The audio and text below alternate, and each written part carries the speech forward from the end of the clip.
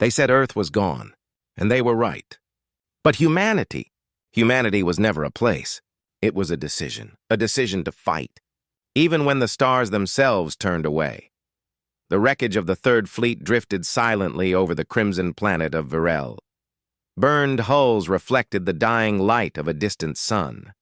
The battle had ended 3 days ago, but no one had the courage to say it out loud. In the command carrier Resolute, the corridors smelled of smoke and recycled air. Dozens of soldiers lay in the medbay, silent, eyes half open. The monitors around them blinked weakly, like stars fading into darkness. Commander Elias Kane stood at the main viewport, his reflection fractured across the cracked glass. His uniform was torn, one arm wrapped in blood-soaked bandages.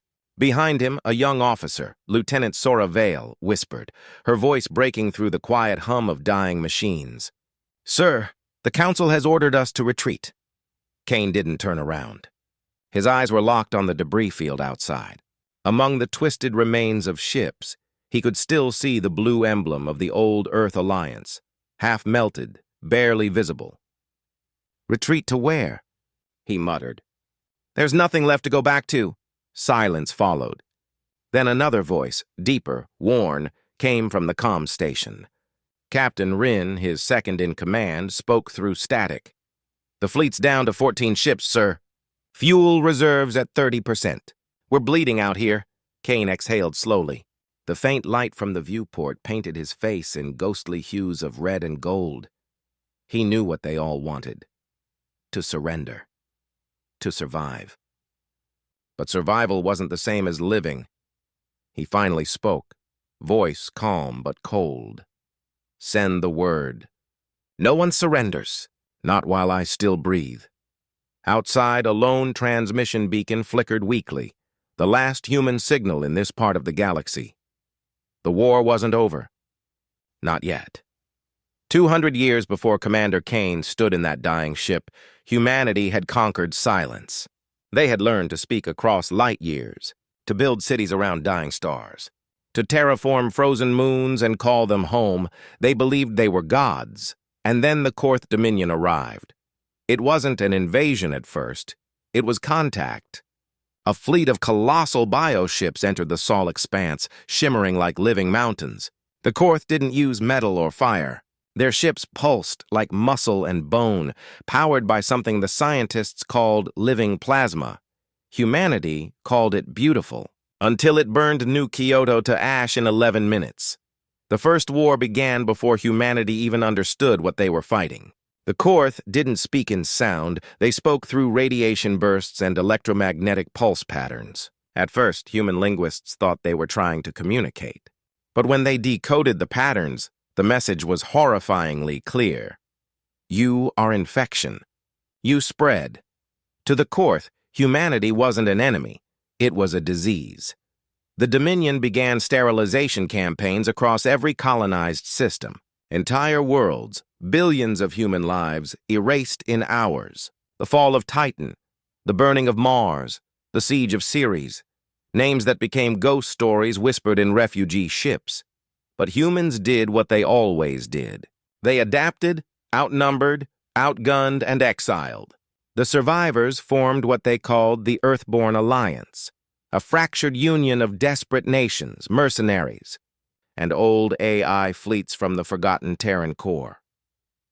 They didn't have technology as advanced as the Korth, but they had something else: anger and memory. The first counterstrike was launched by a single ship. The Long Night, its captain, Mira Voss, didn't live to see victory, but her final transmission echoed through space for generations. We were human once. Maybe we still are, but whatever we've become, we remember who started this. Her message became a vow. The Long Night Protocol, humanity's doctrine of total resistance. No surrender, no negotiation. If a human colony was surrounded, it would rather burn than yield. By the time Kane was born, this wasn't a war anymore. It was survival written into DNA. He grew up on Virel Station, one of the last free human strongholds orbiting a red dwarf star. Children there learned to shoot before they learned to read. School lessons weren't about math or poetry. They were about enemy anatomy and energy weapon calibration. Every child could identify a Korth vessel by its heartbeat-like pulse. Every adult knew what it meant to lose another world. The Korth, for all their power, never understood what that created. They thought fear would break the species. Instead, it made them cruelly efficient. Human engineers began designing ships that mimicked Korth biology, metallic hulls layered with reactive fluid armor. Human soldiers were fitted with neural rigs that let them feel each other's pain across the battlefield. Empathy became weaponized.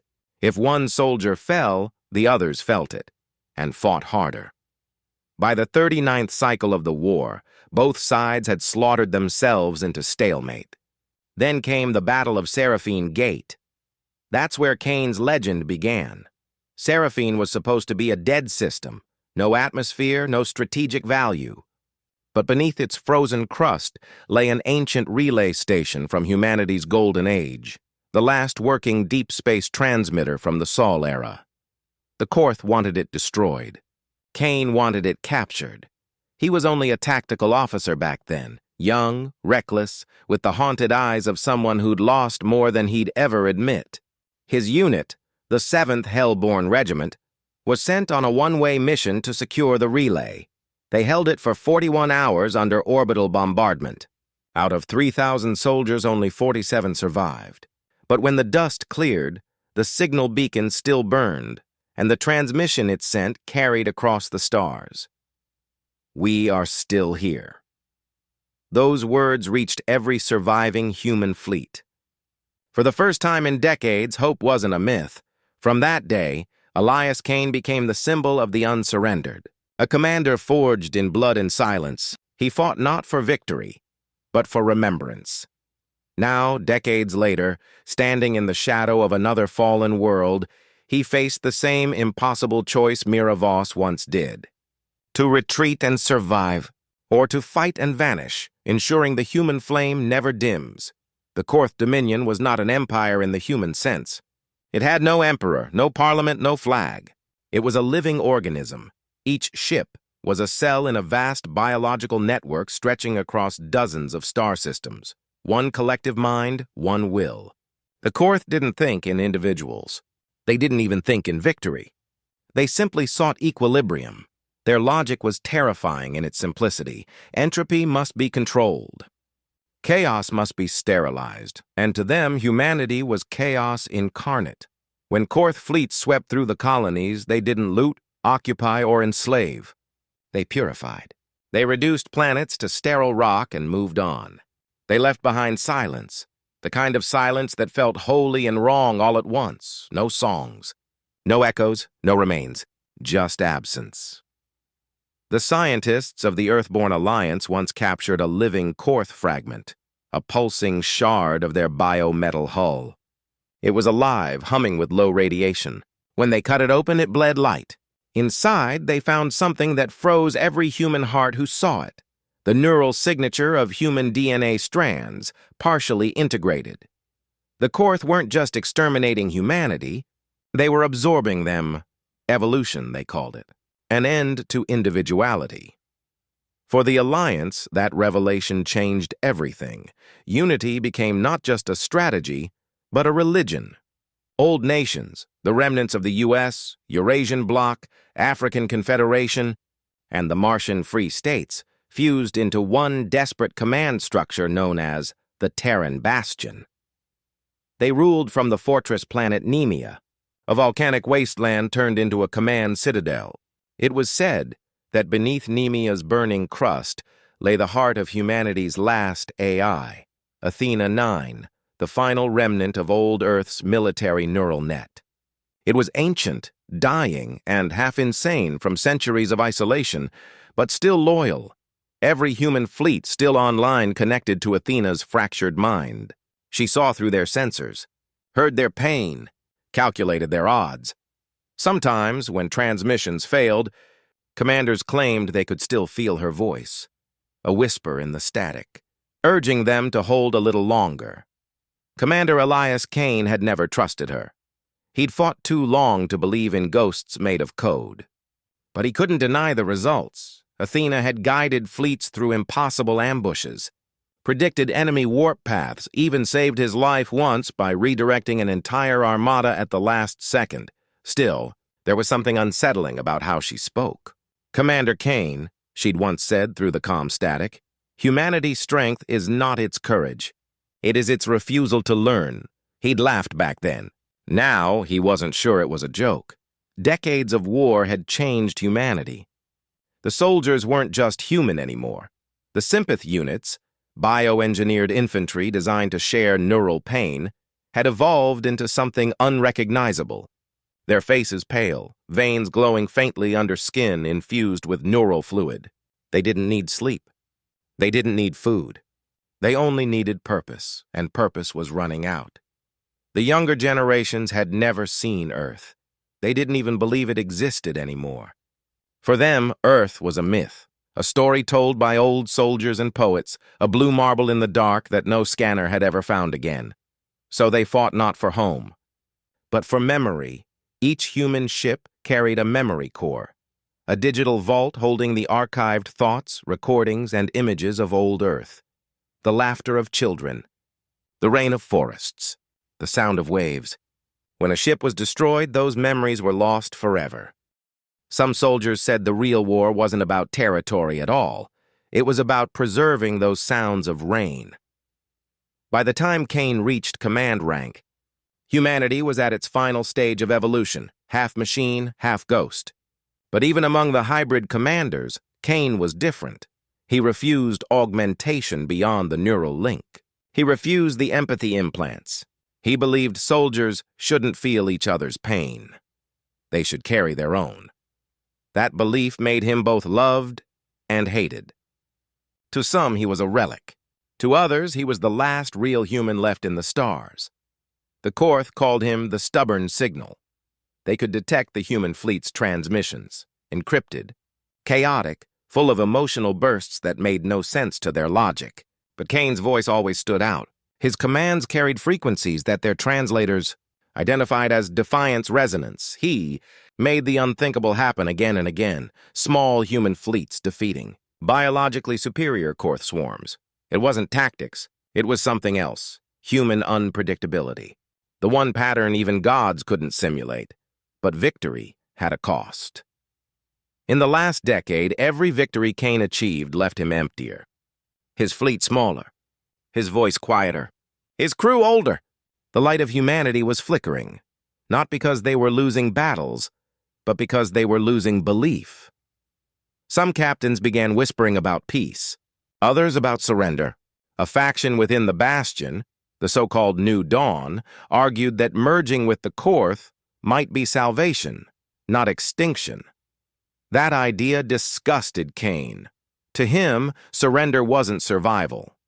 It was erasure, and yet, as he stood aboard the ruined carrier Vanguard's fall, staring into the void littered with drifting wreckage, he wondered if maybe they were already gone, their humanity fading with every breath recycled through steel lungs. He looked out the viewport and saw what no one else saw. The faint glow of distant Korth ships, alive and pulsing like stars that refused to die. In that silence, he whispered something no one heard.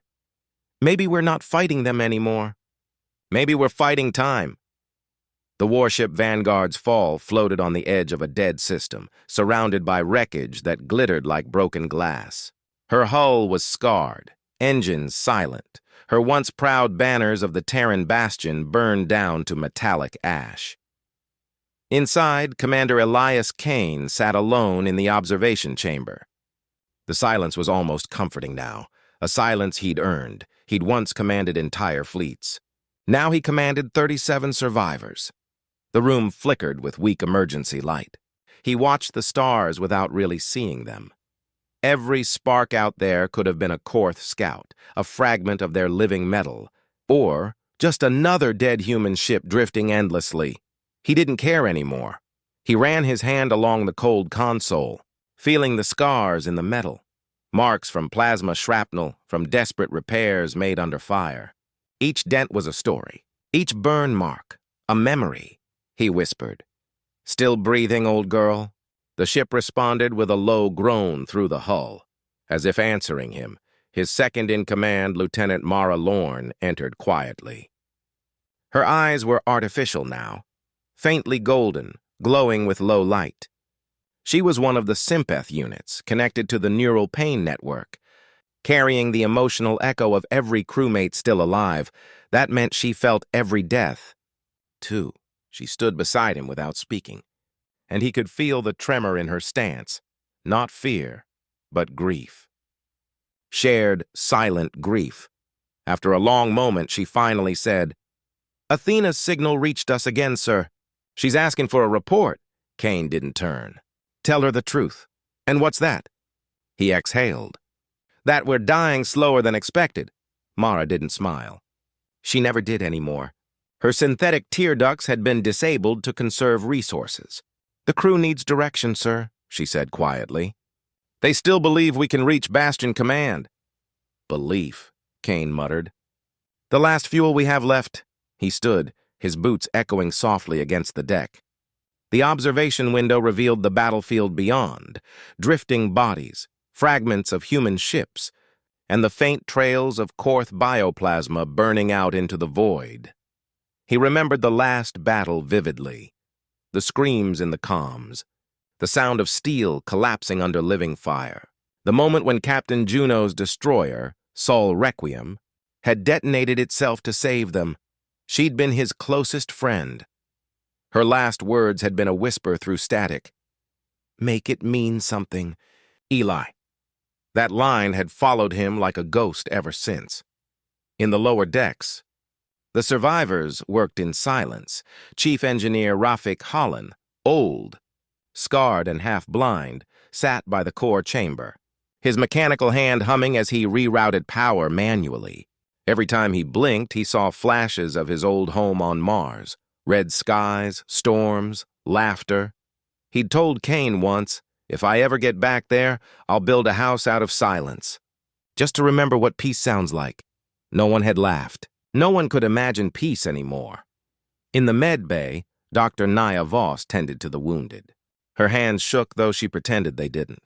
She wasn't military. She'd joined the fleet to find her brother, a scout pilot, who'd gone missing 3 years earlier on the front. Now she was the only medic left alive. She kept a hollow image of her brother flickering on the medbay console, his face grainy and young, frozen in laughter. Every time she closed a soldier's eyes for the last time, she whispered the same words. "Tell him I'm still looking." Back in the command chamber, Kane looked over the star map, flickering with red static. Athena's transmission came through again, a faint, distorted voice, feminine yet fragmented. "Commander Kane, Sector Theta 9 reports total silence. No human signals detected. Estimated survival rate less than 1%. Recommend retreat to Nemia Bastion." He closed his eyes. "Retreat where?" "The stars are empty." "Correction," the AI's tone shifted. "The stars remember." The comm cut out. He sighed. Even the ghosts are poetic now. That night, or what passed for night in deep space, Kane couldn't sleep. He sat in his quarters, staring at an old photograph projected on his wrist pad. It was his family, his wife and daughter. Both gone since the fall of Europa Prime. He'd watched that world die from orbit. The Korth bombardment had been silent. No sound in space, only the slow bloom of light as the colony vaporized. He'd never looked away. He wanted to remember. He'd once promised his daughter, "I'll come back with stars in my hands." Now all he carried were ashes. A soft knock at the door. Mara again. "Sir, the crew's asking for a story." He frowned. "A story?" "They said you used to tell them about Earth before the battles." He hesitated, then nodded slowly. "All right." They gathered in the cargo bay, a makeshift common room lit by weak amber glow from failing power cells. The crew sat in a loose circle, 37 souls surrounded by a universe that wanted them gone. Kane stood among them, voice low but steady. "Once upon a time," he began, "there was a small blue world that looked fragile from space. But it wasn't. It was alive. It was chaos. It fought storms, droughts, its own children, but it survived. Because it refused to stop trying. He paused. The crew was silent. Even the hum of the engines seemed to fade. That world was called Earth, and maybe she's gone now. Maybe she's dust. But the idea of her, that's what keeps us human. As long as one of us remembers the color of her sky, she's not gone. Mara's golden eyes dimmed slightly. The sympath link, transmitting the rising emotion through the ship like heat through metal. "Sir," she said softly, "do you really believe she's still out there?" Kane looked at her.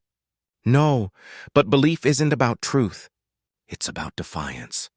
Somewhere deep in the ship, the damaged AI core hummed to life, Athena's voice faintly whispering through the vents. "Defiance detected." Signal amplified, and for the first time in years, a faint blue glow spread across the ship's internal lights, the old symbol of the Terran bastion flickering to life again. Every heart on board felt it. Not hope, exactly, but something older. Something human. The ship's lights pulsed faintly blue, a heartbeat in the dark. For the first time in weeks, the crew wasn't working or repairing or burying another name in the data logs. They were listening. Athena's voice came through the ship's intercom, soft and fragmented, like a ghost learning to breathe again. "Signal detected. Origin unknown. Coordinates attached. Decoding. Error. Pattern inconsistent with Korth language." Kane looked up from the console, eyes narrowing. "Play it." Static flooded the bridge. Then a sound, faint, human, terrified. "This is Bastion Command. Any Terran ships, do not, repeat, do not engage. New front discovered. Operation Emberfall is—" The message collapsed into static. Mara turned toward him, her artificial pupils narrowing. "Sir, Bastion was destroyed 6 months ago." "I know." "Then how—" "Play it again," Athena complied. The message repeated, each time the same panic, same incomplete phrase. Kane leaned closer. "That word, Emberfall." Rafik Holland, the old engineer, rubbed his chin. "Sounds like an operation code." Naya Voss, still in her medic's gear, whispered, "Or a warning." The commander's voice lowered. "Athena, run a timestamp check on that transmission." "Temporal displacement detected. Message sent 4.7 years ago. Replayed autonomously every 72 hours." The bridge fell silent, a 4-year-old message echoing across dead space, still asking someone to listen. Kane's eyes dimmed, but his voice remained steady. "Set course to those coordinates." Mara hesitated. "Sir, if it's a trap, then we spring it ourselves." The engines groaned awake, a sound like something ancient remembering how to move. The Vanguard's fall turned slowly, her thrusters glowing dull orange.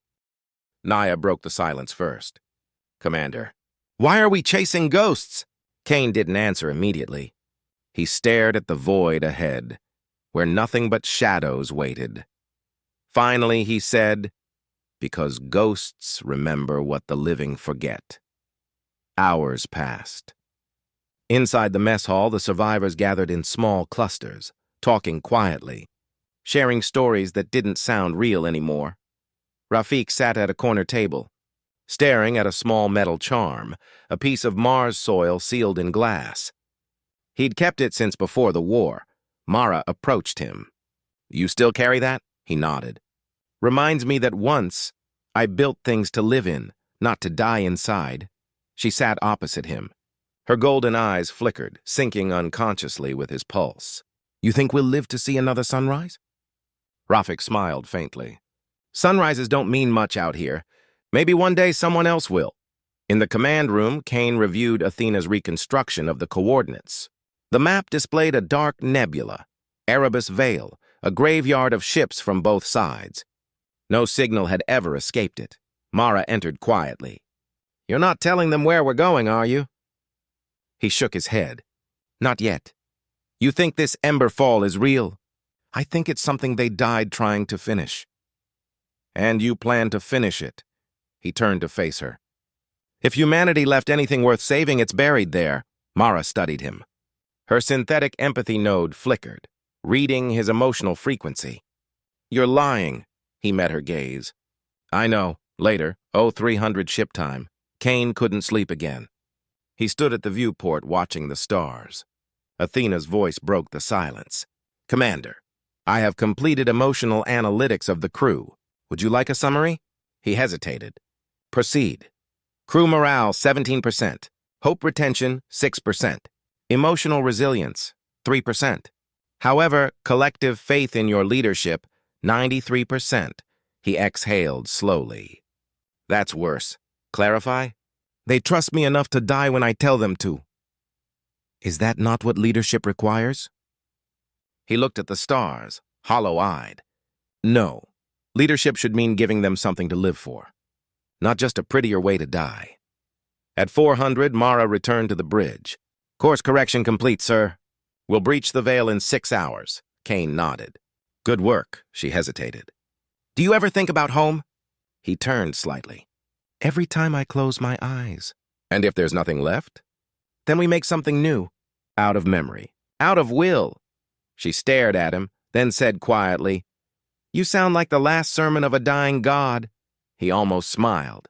Then maybe that's what humanity always was. As the Vanguard's fall neared the nebula, static rippled through every system. Hull plating vibrated. Shadows seemed to move along the ship's sides, the remains of old wrecks orbiting unseen. The crew gathered in the bridge, every face pale under dim red emergency light. Athena's voice crackled. "Entering Erebus Veil. Sensor visibility. Minimal. Warning. Anomalous readings detected." Kane gripped the railing. "Keep going," Rafik muttered. "God help us all." Through the haze, shapes began to emerge. Hundreds of ships, human and alien alike, twisted into a drifting labyrinth. Bodies, engines, torn banners still bearing the insignia of the Terran Bastion. Naya whispered. "It's a graveyard," Mara added softly. "No, it's a museum." Then a pulse, a faint white flare deep inside the nebula. Athena's sensors caught it. Energy signature detected. Pattern consistent with fusion reactor. Human origin. Kane's heart raced for the first time in years. "Lock on. Signal faint. Possible reactor decay. Source designation. Unknown Terran installation. Code. Emberfall Prime." The bridge filled with stunned silence. Naya spoke first, trembling. "It's real?" Kane nodded slowly. "It's real." Mara's voice came next. "Then what do we do?" He looked at her, eyes weary but resolute. "We finish what they started." As the Vanguard's fall pushed deeper, alarms screamed. The nebula came alive. Thousands of dormant Korth drones powered up, eyes glowing crimson, wings unfolding from drifting debris. Rafik shouted, "They were waiting for us!" Athena's voice, enemy presence confirmed. Estimated hostile count, 3,200 units. Naya, "We can't fight that." Kane's jaw tightened. "We're not here to fight." He turned to Mara. "Bring engines to full burn. Aim for the signal. We make it, or we die on the way." Mara stared at him. Realization dawning. "This is a suicide run." He nodded once. "Every run is, Lieutenant." "This one just matters more," engines roared. The Vanguard surged forward, through wreckage, through fire, through clouds of metal and plasma. The Korth swarm followed, black wings against the void. Athena's systems overloaded. "Shields collapsing, 30% integrity, warning, critical damage." The ship shuddered violently. Sparks rained down across the bridge. Rafik yelled, "Core overheating!" Kane shouted back, "Keep it burning! It's the only thing keeping us alive." Mara gripped her console, voice trembling but firm. "If we die here, Commander, what then?" He met her gaze. "Then maybe the stars will remember our noise." When humanity first reached the stars, it wasn't with triumph, it was with desperation. Earth was dying. Oceans had turned to acid and skies were thick with poison. The home that once raised billions now whispered death in every breath. By 2291, the United Earth Coalition had found salvation among the stars, not in paradise, but in pain. Colonies were scattered like seeds across the void. Mars, Europa, Kepler 88d, and then came Erebos, a planet half shrouded in eternal night. Its storms could tear steel apart. Its oceans boiled with chemical fire. But humanity adapted as it always did. They built citadels of metal that could hold against nature itself. They called themselves the Dawn Guard, and for a brief moment, it felt like hope until the Cathari arrived. They came without warning, without reason. A race older than recorded time, insectoid in form, hive-minded in will. Their ships, grown from living metal, darkened entire star systems. The first human fleet that engaged them lasted 13 minutes. Not because they fought poorly, but because they'd never seen war on that scale. The Cathari didn't invade for resources or power. They invaded because humans had spoken, used signals that reached across the stars. And in those signals, the Cathari heard something they had never heard before: emotion. They saw it as infection. Humanity became a disease to be sterilized. Entire colonies burned. Cities in orbit shattered. The cry of mothers across channels silenced mid-sentence, and yet, among the ashes, humanity learned something terrible, something powerful. The Cathari couldn't understand why humans kept fighting. No logic, no probability, just defiance. That was when the story of Commander Arik Vale began. A man born in the tunnels beneath Erebos, raised under skies that never saw sunlight. He wasn't a legend yet, just a soldier with scars carved by loss. But he carried something the Cathari couldn't process, a soul that refused to yield. In the early days of the war, he led the 9th Orbital Battalion, a unit known for impossible missions and zero survivors. They called them the Ghost Line. When Erebos came under siege, Vale and his ghosts stood at the heart of humanity's last stand. The Cathari didn't just attack the planet, they consumed it. Black clouds, spore storms, living bombardments, but humans fought back, inch by inch, heartbeat by heartbeat. They didn't fight to win, they fought to matter. And somewhere deep in the alien code of the Cathari mind, that resistance began to crack something ancient, something the aliens didn't even know they had, because emotion, the very thing they came to destroy, began to echo back at them. The war for Erebos wasn't just a battle for survival. It was the moment the universe learned what it meant to be human. By the 3rd year of the Erebos War, humanity was no longer fighting for territory. They were fighting for memory. Every colony that fell sent out one last transmission, not of coordinates or strategy, but of names. Thousands of them, spoken in whispers, a promise that no human would be forgotten. It was Arik Vale who organized this ritual, calling it the Roll of the Lost. Every time a world was erased, their last transmission was added to the Dawn Guard's archive. No soldier ever listened to it twice. It was too painful. But for Vale, it became fuel. Erebos itself had become a nightmare. The once glimmering citadel towers now hung cracked and burning over oceans of acid fog. Orbit was lost. The Cathari controlled the skies. Their swarm ships circled the planet like carrion birds. Humanity's fleets had retreated to the far edge of the system, but Vale refused evacuation. The last command from Central Earth was simple: hold until silence. And Vale answered, silence is not our language. Down below, the Ghost Line prepared for what they knew was suicide. But humanity's greatest strength had always been born from hopelessness. The engineers began turning mining lasers into orbital cannons. Civilians converted storm shelters into command bunkers. Children, some barely 12, carried ammunition crates through acid rain, their faces wrapped in plastic and faith. The Cathari didn't understand any of it. Their collective intelligence processed human resistance as error in outcome. They couldn't comprehend a species that knew it would lose yet refused to stop. To them, war was a calculation. To humans, it was existence. And that's when the Cathari made a mistake. They broadcast a message across all frequencies, translated from their hive language. Surrender your emotion. End your suffering. Accept oblivion. But humans didn't stop fighting. They laughed. Across the ruined communications channels of Erebos, broken signals carried voices, some crying, some screaming, some singing old Earth songs into static. And in that moment, Arik Vale recorded a message of his own, not for the Cathari, but for humanity itself. If they can't understand what we are, then we'll teach them in fire. That message became the rallying cry of every surviving human fleet. It spread through encrypted relays, past dying satellites, into the deep void where refugees hid. Those words were more than defiance. They were transformation, because for the first time in the galactic age, the Cathari felt something they had no word for: fear. The tide hadn't turned yet, not even close. But deep in the storm clouds of Erebos, humanity had become more than survivors. They had become the mirror through which their enemy saw itself. And soon, that mirror would shatter in a storm of blood, fire, and impossible choices. Arik Vale didn't start as a soldier. He was a teacher, history of all things.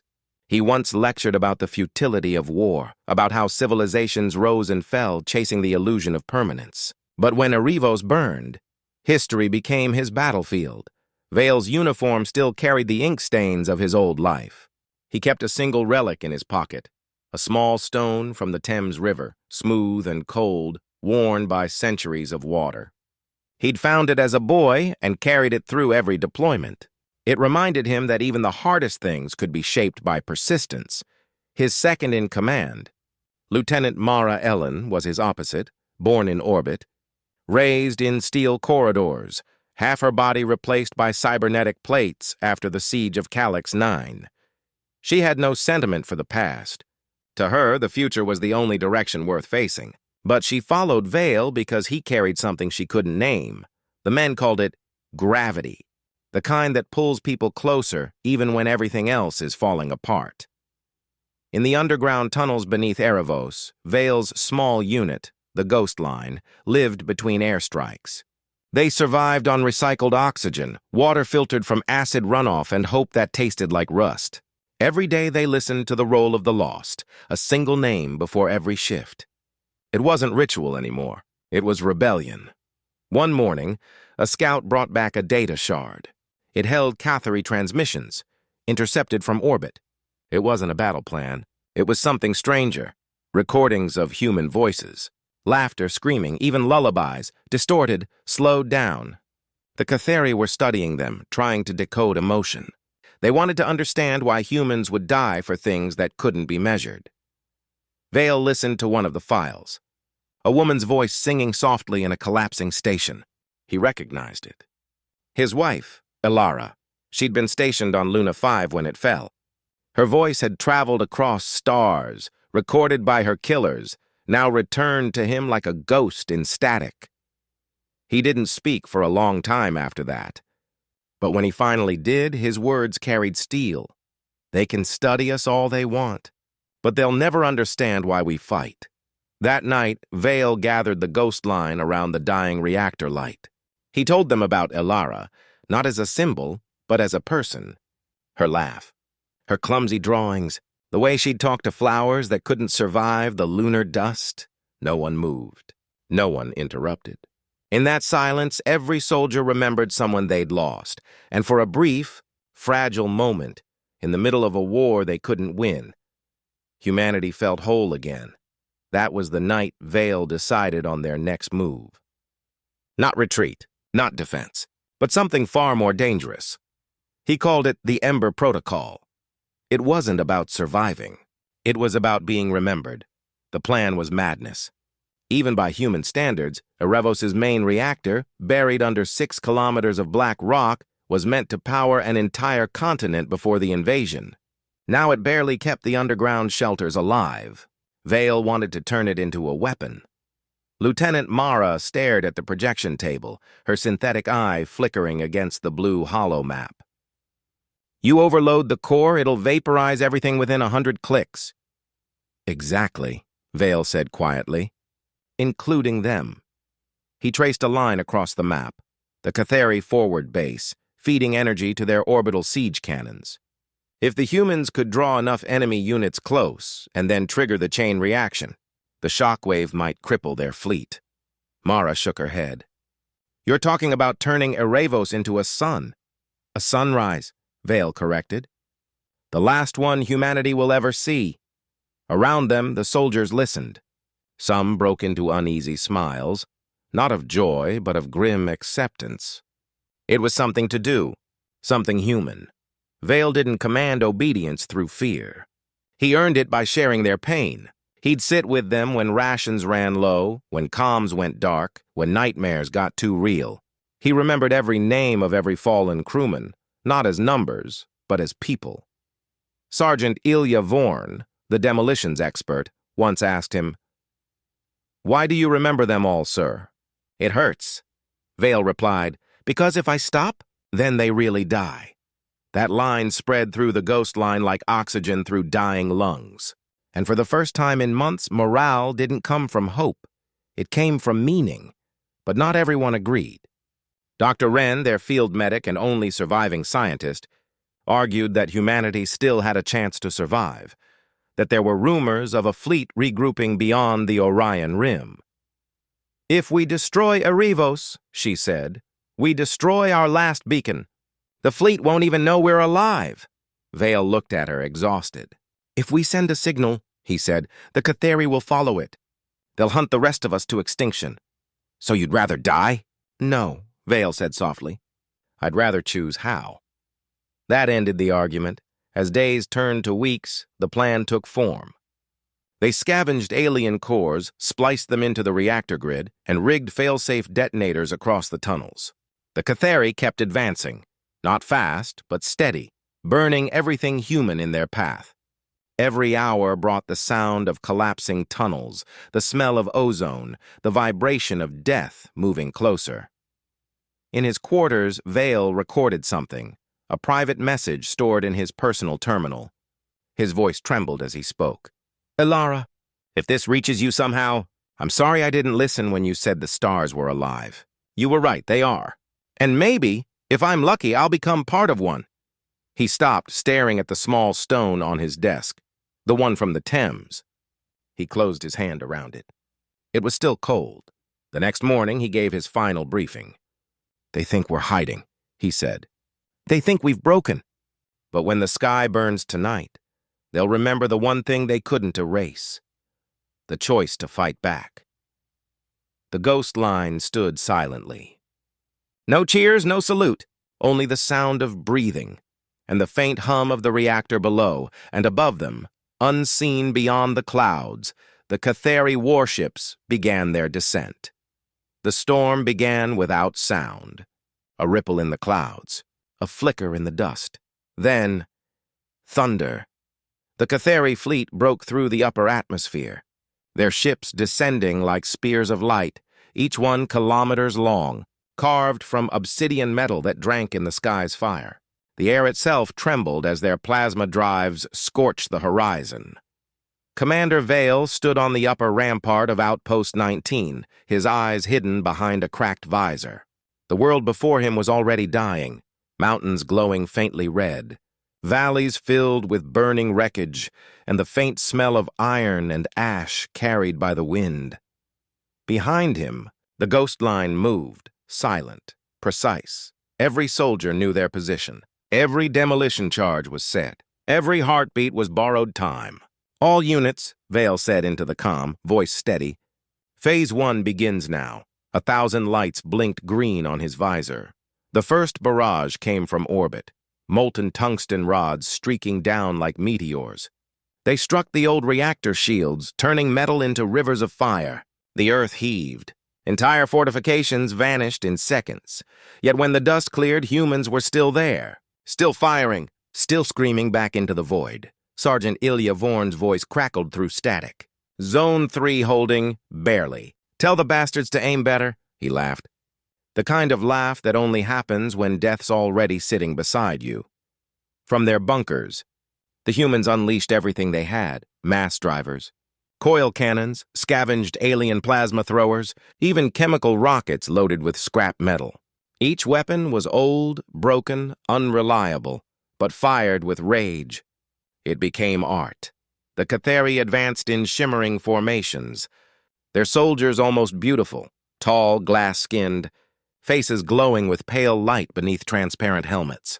They moved like water, their weapons bending gravity, crushing human barricades without mercy, but the ghost line didn't retreat. They closed the distance. Mara led a strike team through the collapsed southern trench, her movements sharp, surgical. When her sidearm jammed, she switched to a plasma blade taken from a fallen Catheri. When her armor cracked, she kept walking. "Humanity invented pain," she whispered, stabbing upward into a Catheri's chest. "You're just learning it." Her team followed, slicing through enemy lines not because they were stronger, but because they refused to stop. Vale watched it unfold from command, his hands trembling over the detonator control. Wren stood beside him, pale, holding the medical scanner. "You can still stop this," she said. "No," Vale answered. "I can only finish it." The alien vanguard was now inside the city. He could see them through the broken glass, luminous figures marching through the smoke, scanning, consuming, deleting human life like corrupted code. And yet, for the first time in the war, they hesitated. They found no fear in human eyes. "Only peace," Wren whispered, tears cutting through the dust on her cheeks. "They don't understand. They've never seen anyone choose to die like this." Vale looked at the burning horizon. "Good," he said. "Let them remember." He pressed the command key. The signal pulsed through the tunnels like a heartbeat, activating the final stage of Operation Emberfall. Deep below, the ancient reactor began to hum. Lights flickered. Metal groaned. The temperature rose beyond safety limits. The planet itself was waking up. The first tremor shook the ground like the heartbeat of a god. Every sensor in the command bunker lit up red. Power surges. Containment breach warnings. Reactor instability climbing past 200%. The Catheri ships hovering above Erebos began to shift formation, their command AI detecting irregular seismic readings. But it was already too late. Vale's voice echoed across the comm network. "All units, fall back to the perimeter. Prepare for final ignition." Mara's team, battered and bloodied, fought their way through collapsing corridors. One of her soldiers, Private Corin, limped beside her, armor half melted. "We're not gonna make it," he gasped. "We already did," she said. "They just don't know it yet." They emerged from the smoke just as the horizon erupted in light, plasma bombardments raining down in brilliant arcs, illuminating the night like shattered glass. Through it all, the humans kept firing. Their weapons glowed red-hot, their armor cracked, their lungs filled with dust and blood. But their eyes, still alive, still human. In orbit, the Catheri command vessel Real Thun opened a channel, a distorted voice. Calm, alien, emotionless. "Surrender. Your resistance is irrelevant. Your extinction is..." Vale cut the transmission. "Extinction?"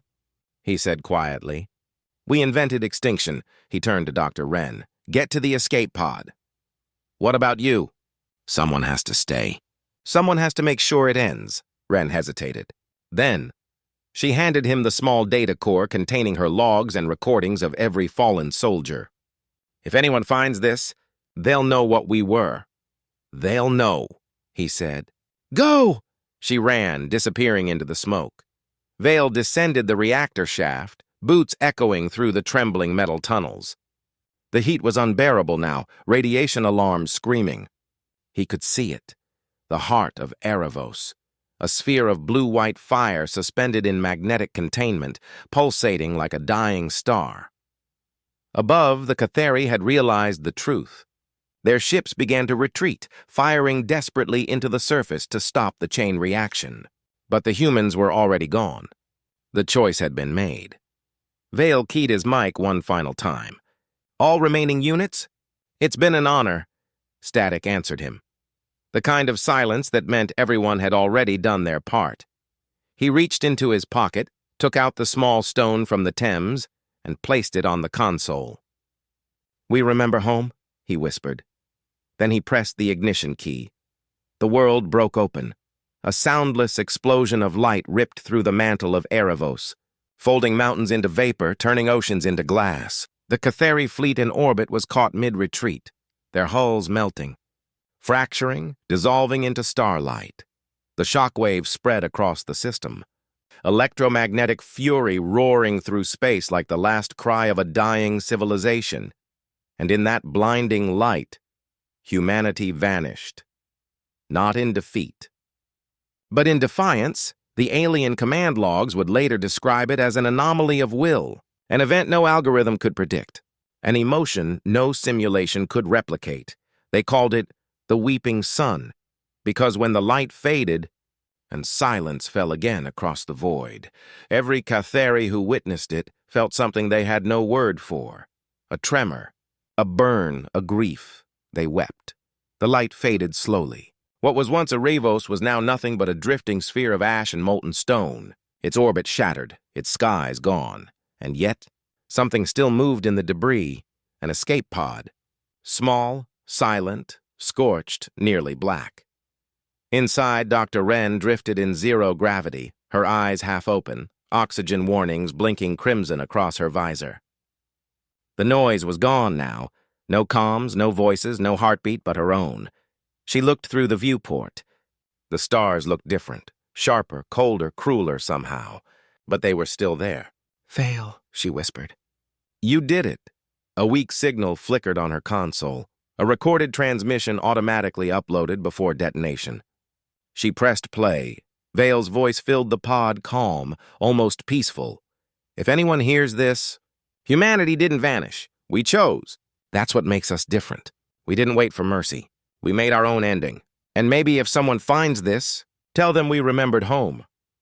Wren smiled faintly, tears floating off her cheeks, catching the light like tiny comets. Her vitals were dropping fast, but she didn't fight it. She closed her eyes and thought of Earth, not as it was, but as she imagined it could have been. Rain over London rooftops, waves hitting the Cornish cliffs, the laughter of children running through green fields that no longer existed. The pod drifted farther into the void, pulled by the gravity of Erebos's dying orbit. Meanwhile, across the galaxy, something extraordinary was happening. Cathari fleets were broadcasting silence. Entire colonies had ceased communication. The shockwave from Erebos had disabled their long-range neural networks, millions of units offline, their shared memory fractured, and within that silence, something grew. Some Cathari soldiers began painting human symbols on their armor, small flags, stars, even names of humans they'd fought. Others refused to fire in later conflicts. They said they had seen something in that explosion, and something impossible. They described it as the light that remembered itself. The human war was over. But the echo of it, the choice to burn rather than bow, became legend. And somewhere deep in the wreckage, the black box from Vale's command console still pulsed faintly, transmitting one final repeating message into the stars. "We remember home. We remember hope."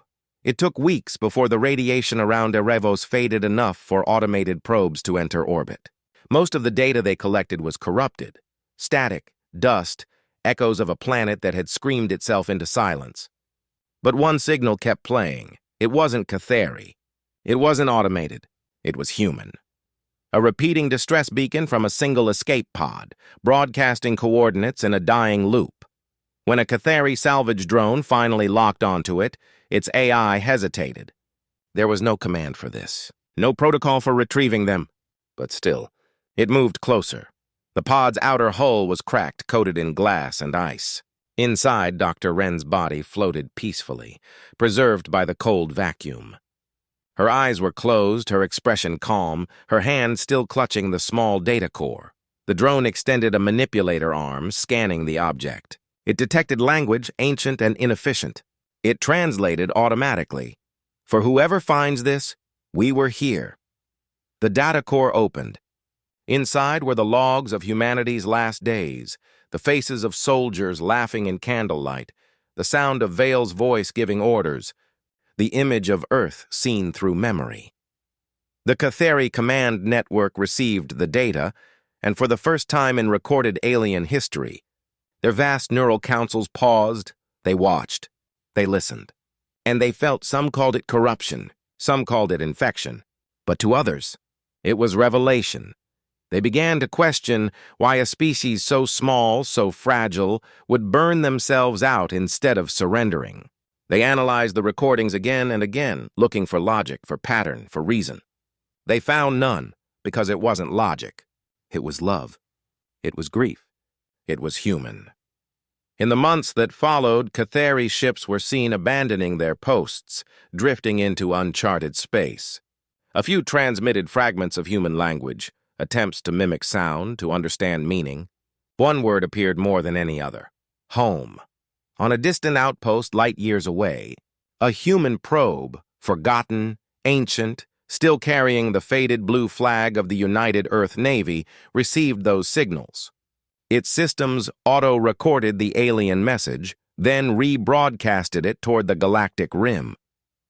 For the first time since Earth's fall, something human answered back. It wasn't a person. It wasn't a fleet.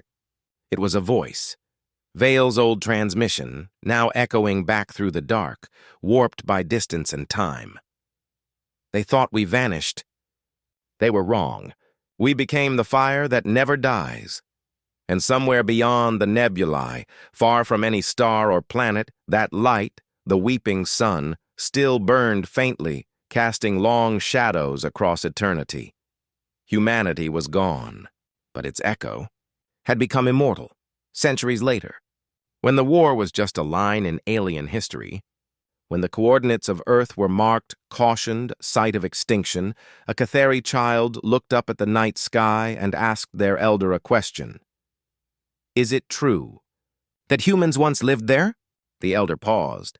They had never seen one, of course. None had. But the stories. Oh, the stories. They still whispered through the Cathari memory nets. Stories of creatures made of blood and light. Creatures that built fire in the cold and turned death into defiance. Creatures that wept, and somehow made us weep too. The elder answered quietly, yes, they lived, and they died so fiercely that even the stars remember their names. The child stared upward, at a faint yellow point glimmering among the dust. Will they ever come back? The elder smiled, a small, almost human smile. In a way, they never left.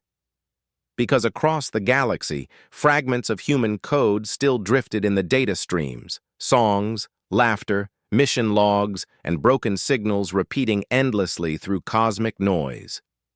Sometimes a ship passing through deep space would intercept one. Sometimes it was a lullaby, sometimes just static.